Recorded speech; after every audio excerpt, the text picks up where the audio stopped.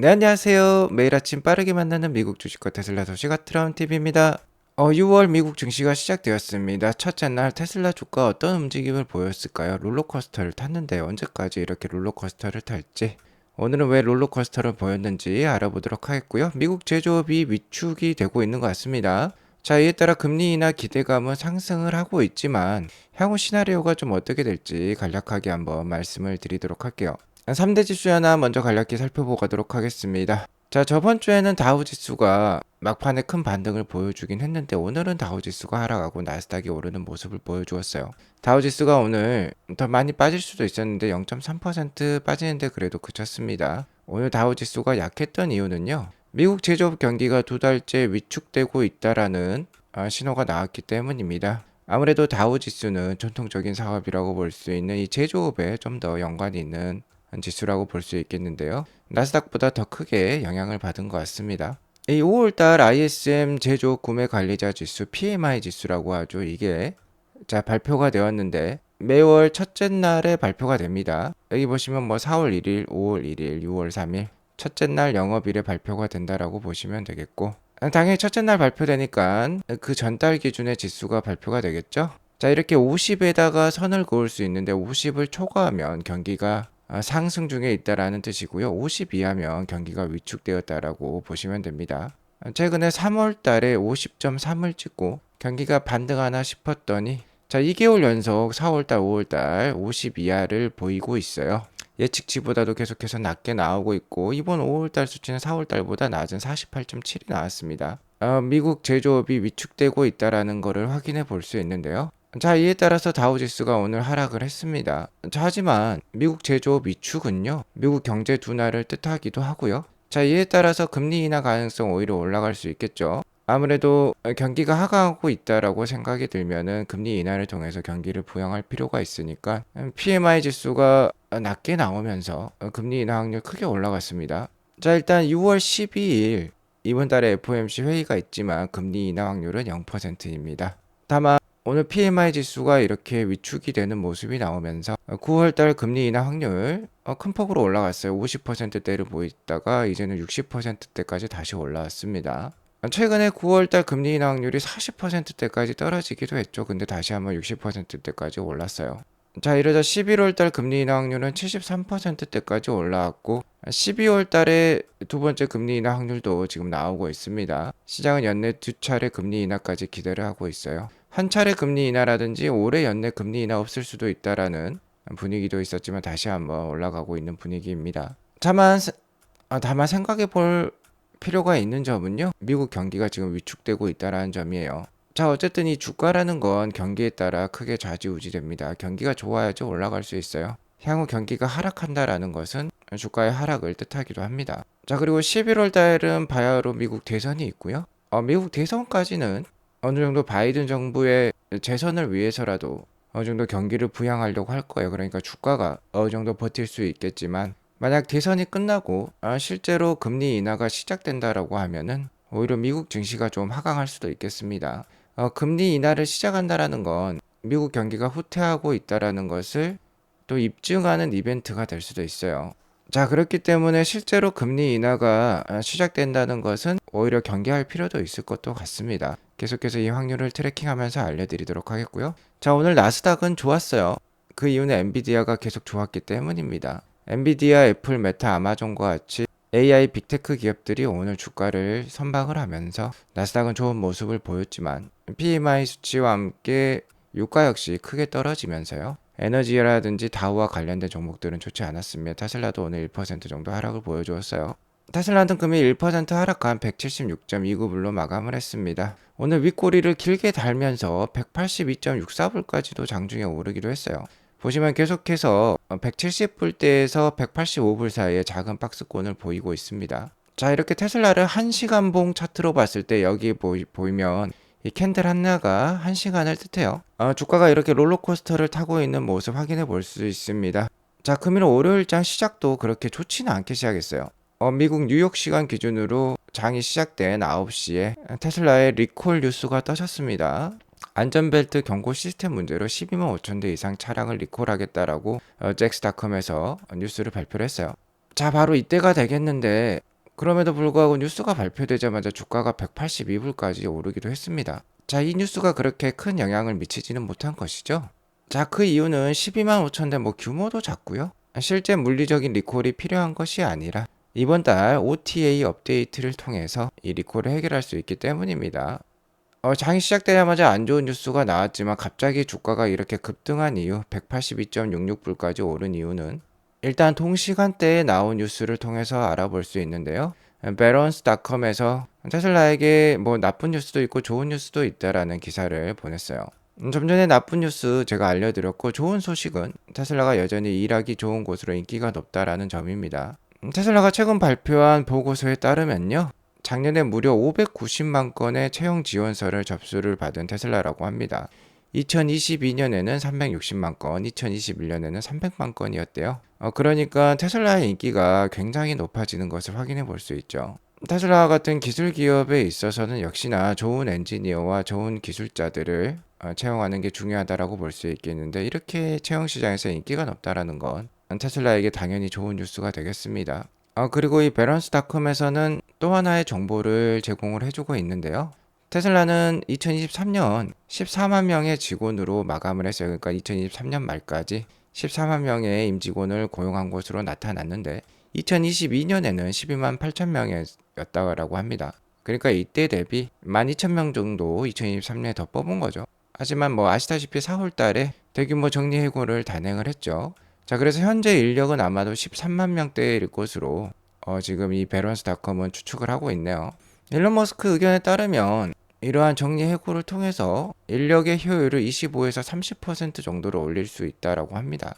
자, 그러니까 충분히 이러한 정책 취해 볼 수 있겠죠. 자, 그리고 밸런스닷컴에서 또 하나의 정보를 제공을 하고 있는데 테슬라에 의하면은 현재 테슬라는 두 가지 성장 물결 사이에 있다라고 얘기를 하고 있죠. 테슬라의 첫 번째 성장 물결은 모델 3와 모델 Y의 도입이었습니다. 모델 3가 본격적으로 판매가 되기 전에는 테슬라의 판매량이 10만 대에 불과했어요. 하지만 모델 3 Y가 도입이 되자 2023년 작년에 180만 대까지 전기차 판매를 확대를 하기도 했죠. 이제 두 번째 성장 물결은 바로 이것이죠. 저가형 EV 즉 모델 2가 되겠습니다. 빠르면 올해 연말, 늦어도 내년 초에 우리가 만나볼 수 있을 것 같고요. 다만 이번에 발표될 이 저가형 EV는 진정한 저가형 EV는 아닐 것입니다. 진정한 모델 2 그러니까 2만 5천 불짜리 차량과 같은 경우는 새로운 공정이죠. 언박스드 프로세스가 되겠는데 그러한 프로세스를 통해서 최대 50%까지 생산 비용을 줄이는 것으로 목표를 하고 있는데 이번에 일론 머스크가 로이터의 기사에 반박을 하면서 기존의 생산 공정에서 일단 모델 3와 Y의 변형을 통해서 우선 빠르게 생산을 해보겠다라고 했어요.